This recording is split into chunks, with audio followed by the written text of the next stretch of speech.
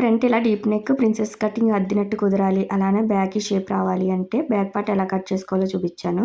అలానే ఇప్పుడు front cut చేసుకోవడం కోసం ఫోల్డింగ్ వైపు మనము హుక్స్ పట్టి, కాజా పట్టి ఖర్చుకి మార్క్ చేసింది ఫోల్డ్ చేసేసుకొని ఆ తర్వాత సేమ్ ఎలా ఉందో అలా మార్క్ చేసుకోండి. కిందనికి ఒక 1/2 ఇంచు అలానే సైడ్కి ఒక 1 ఇంచు ఎక్స్ట్రా తీసుకోండి. ఇది మనం కట్ చేసి జాయిన్ చేయడానికి కరెక్ట్గా సరిపోతుంది. అలానే నెక్ విడ్త్ వచ్చేసి 3.5 తీసుకుంటున్నాను. డీప్ వచ్చి 6 ఇంచెస్. ఈ 3.5 ఇక్కడ కూడా మార్క్ చేసుకొని బాక్స్ డ్రా చేసుకొని ఇందులో నచ్చిన షేప్ డ్రా చేసుకోవాలి. అలానే లోతు కోసం ఒక 1/2 ఇంచ్ అనేది ఇలా డ్రా చేసుకోండి.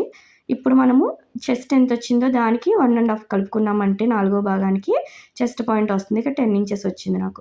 ఇటు సైడ్ 3.25 పెట్టుకోండి. చెస్ట్ ఎక్కువ ఉంటే 4 ఇంచెస్ పెట్టుకోండి. అలానే మన వైపుకి ఒక 1/2 ఇంచు, ఇటు సైడ్కి వచ్చి 1.5 2 ఇంచుల వరకు కూడా పెట్టుకోవచ్చు. చెస్ట్ని బట్టి 2 ఇంచెస్ పైకి మార్క్ చేసుకొని ఇలా కరువు తీసుకోండి. అలానే ఇటు సైడ్ కూడా ఇలా కరువు తీసుకుంటే సరిపోతుంది. ఫుల్ వీడియో లింక్ అనేది కింద ఇస్తాను, చెక్ చేయండి. వీడియో నచ్చినట్టయితే లైక్ చేయండి. Thank you for watching.